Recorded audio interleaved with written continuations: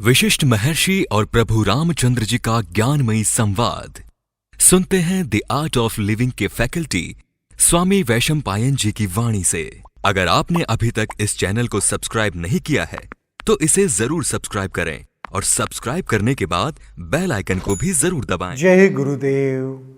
योग वशिष्ठ के अगले एपिसोड में आप सबका स्वागत है।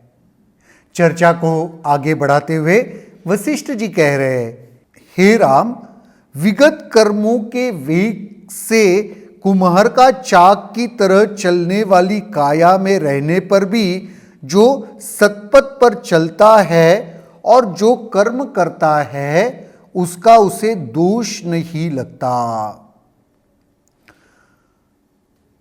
इस अवस्था में उसकी काया सुख देती है और उसकी आत्मा को मोक्ष दिलाती है, उसे इस काया में दुख नहीं होता।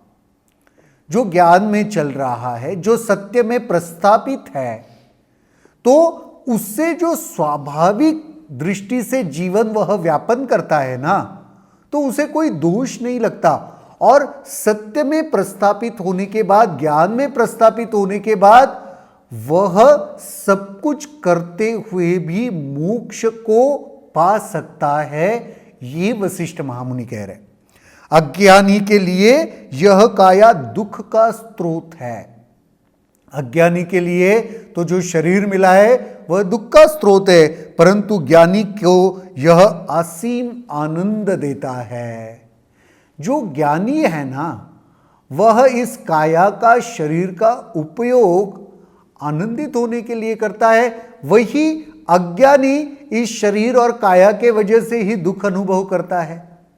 देखो, आपको जो काया मिली है उसको उपहार भी समझ सकते हो, कोई गिफ्ट भी समझ सकते हो, या उसको लेकर दुख और मातम भी मना सकते हो।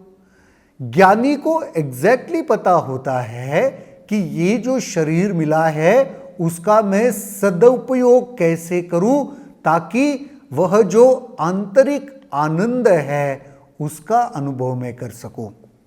जब जीवन काल समाप्त होता है तो व्यक्ति यह नहीं सोचता कि मैं इसके कारण घाटे में रहा। ज्ञानी व्यक्ति ना कभी पछतावा नहीं करता। जीवन काल समाप्त होता है तो वो ऐसे नहीं सोचता, अरे ये क्यों शरीर मिल गया, इसके वजह से तो मुझे नुकसान हो गया, घाटा हो गया। नहीं, क्योंकि यह काया उसको इस संसार में लाती है और स्वतंत्रता तथा प्रसन्नता पूर्वक विचरण कराती है। वह जानता है इस काया की वजह से ही मुझे स्वतंत्रता अनुभव में हुई। तो ज्ञानी के लिए काया स्वतंत्रता और प्रसन्नता देने वाली है, अज्ञानी के लिए दुख का कारण है। इसलिए काया को ज्ञान का वाहन कहा जाता है। इस काया को ज्ञान का वाहन कहा जाता है। इसके ऊपर बैठकर ज्ञान से अगर हम निरंतर चलते रहे तो मुक्ति की ओर अग्रसर हो सकते हैं। काया समझदार व्यक्ति को लोभ और वासना में प्रवृत्त नहीं करती और न अज्ञान और भय को उस पर आक्रांत होने देती है। काया की वजह से कोई भोग और लोभ, मत्सर, इस सब में, वासना में वह प्रवृत्त नहीं होता, क्योंकि वो ज्ञान में है। उसे अच्छी तरीके से पता है इस काया को, शरीर को कैसे इस्तेमाल करना है। जब तक काया रहती है तब तक जीव का संबंध भी इससे सहज और स्वाभाविक रहता है। जब तक शरीर है ना, तब तक इसके साथ संबंध तो बना ही रहता है। जब यह छूट जाती है तो फिर उससे स्पर्श भी नहीं होता। जब काया छूट जाती है तो फिर छूट ही जाती है, फिर उसका स्पर्श भी नहीं अनुभव में आता। ठीक वैसे ही जैसे वायु उस पात्र को तो स्पर्श करती है जो विद्यमान है, उसे स्पर्श नहीं करती जिसकी सत्ता ना हो। संदेहों से विगत तथा अहम से रहित ज्ञानी पुरुष इस काया का परम शासक होता है। संदेहों से विगत, कोई भी संदेह, डाउट नहीं है, और अहम से रहित, अहंकार से जो पीड़ित नहीं है, अहंकार जिसमें नहीं है, ऐसा ज्ञानी पुरुष इस काया का परम शासक होता है। इस काया को सही में जो चाहे उससे करवा सकता है।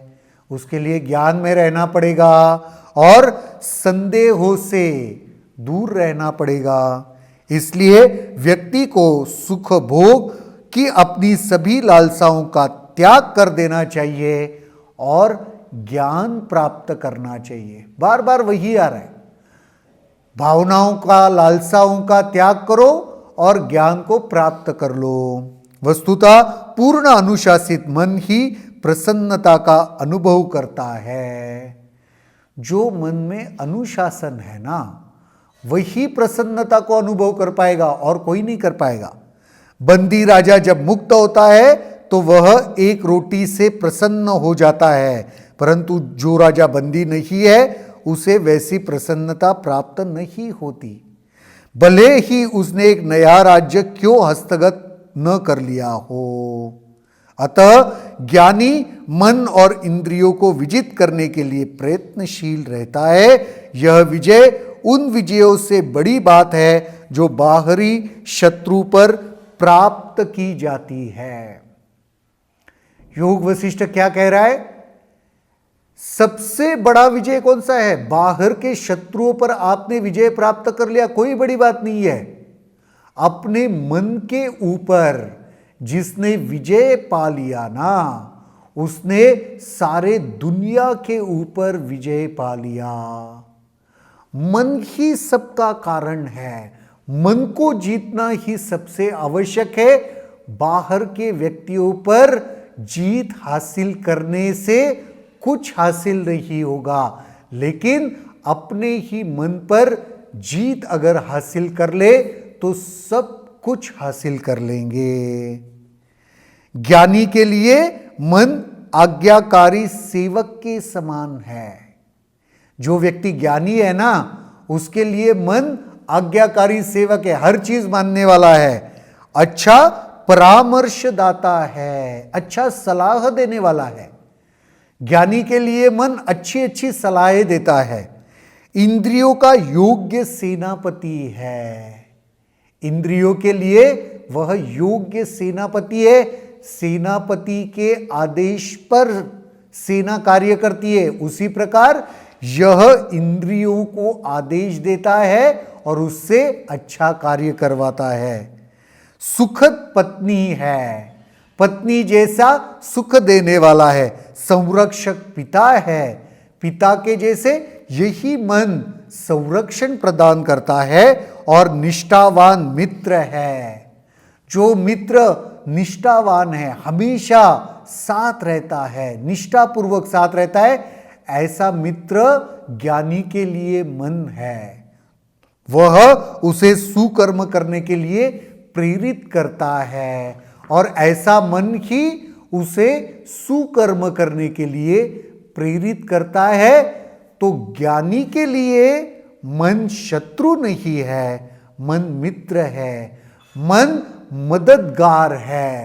तो क्यों ना हम भी अपने मन को ऐसा ही मित्र बनाए, क्यों ना हम ज्ञानी बन के अपने मन का एक अच्छा उपयोग करें, ताकि वह हमें अज्ञान की ओर ना ले जाते हुए ज्ञान की ओर ले जाए, मोक्ष की ओर ले जाए। आज के एपिसोड में इतना ही।